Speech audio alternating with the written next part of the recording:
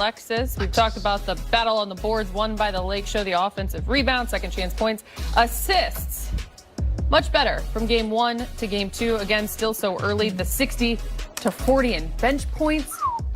Lakers taking a lot of pride in that depth and proving as to why they should be. We got to call Elias Bureau, see if that 35 zip is some sort of record, because that's massive right there. When was the last team got no points from second chance opportunities? Seems crazy. We just talked about LeBron James, Anthony Davis. When we talk about the 33 assists tonight, between LeBron James and Anthony Davis, guys, they combined for 15 of those 33. But AD, from the get-go, 9 points in the first. He had 18 at the half. I mean, was just dominating, finding his spots wherever he wanted on the floor. Hit the mark. Frank Vogel wants him to attempt 5 threes. He was 3 of 5 from deep. I mean, what more do you want from a guy who's rounding into form here in the season? And I wish Pat Riley would have let me just shoot 2 a game. He wants him to take them. Yeah, and you know what? He can knock them down. It just makes him more versatile, unstoppable. And if he makes a couple of assists early in the game, that clearly opens it up for him, because now they see him as a danger as an assist guy, because they know they have to leave somebody open. He's a smart player. I've seen him communicate with players defensively, running the fast break. He got his points kind of, easily tonight. He ran the break. He dared them to come and double team. He'd make the assist, and then his shot selection is so versatile that you don't know how to guard him. You can't force him left. You can't force him right. You can't lay off of him. You can't get too close to him. Very impressive. Yeah, his numbers in the opener against the Clippers, a little quiet by AD standards, only 18 points. And look, he and LeBron might have these little valleys from time to time, especially in the start of the season with so little downtime during the offseason.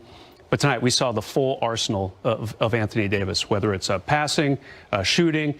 He just did just about everything you could want a guy to do, no doubt about it.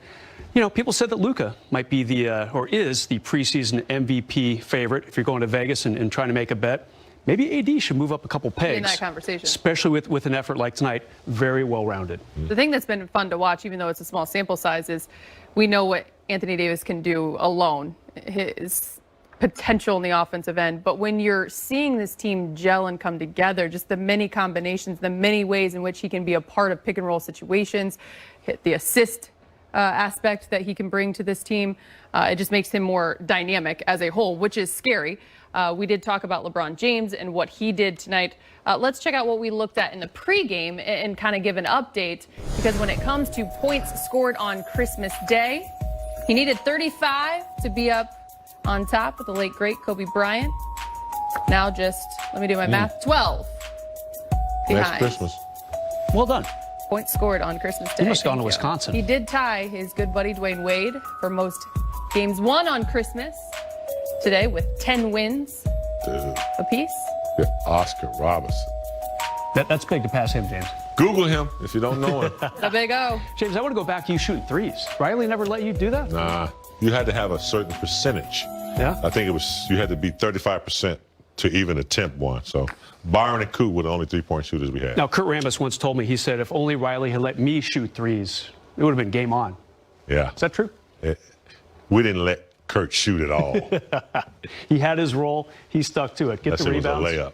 Play some tough defense. Rambo! I like this hat, man. It's kind of cool. You look good, James. You look good.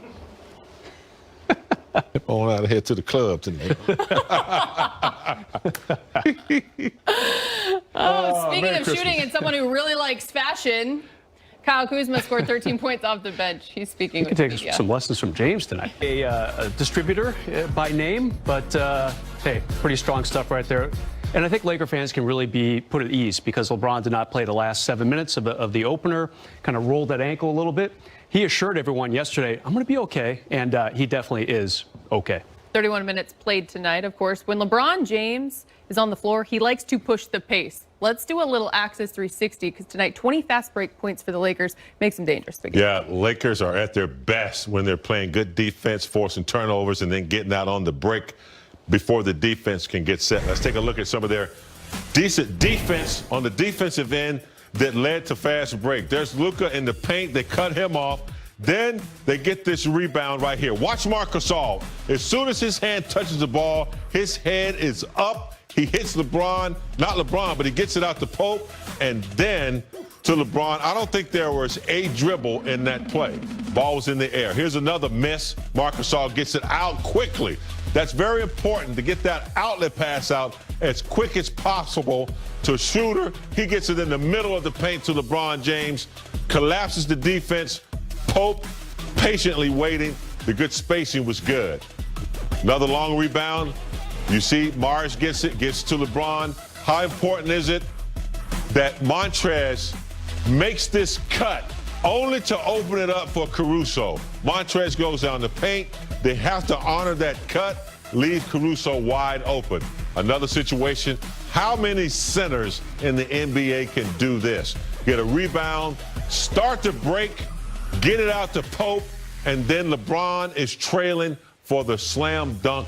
This team is extremely dangerous on a half-court basis. But when they get out on the break, I haven't seen anyone that can stop their fast break when they're in full force. So many options. LeBron can lead it. AD can lead it. Schroeder can lead it. The long pass is out before the defense can get set. Very impressive. As Ali said, 20 fast break points. That's pretty damn good, Rez. Strong stuff. Great breakdown, too. I mean, Dallas, not great defensively. They got some work to do in that category, sitting at 0-2 right now. Porzingis back in a couple weeks, but that Laker offense, maybe a tough night in the opener against the Clippers, no doubt about it. Short offseason for the Lakers. We've talked about that a lot. But that offense is going to be something to be reckoned with. Lakers look better on paper this season than they were a year ago, and they're starting to show it on the hardwood. In 5 days, LeBron James will be 36 years old. Wow. We said it in the pregame. He didn't look rusty in the opening night, but one thing we all do know is that he is going to take time to work himself back into LeBron James form when it comes to an NBA season. Again, we said it. 22 points on 8 of 18 from the field, 10 assists, 3 rebounds shy of a triple-double. Amazing. And he does it quietly and methodically. And then you look at the stat sheet and you're like, wow, he almost had a triple-double. We expect it out of him every night.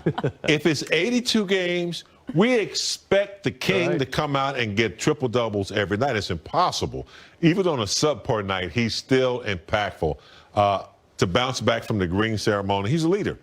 And he knows if he only can do it for 15 to 20 minutes, he's leading his team.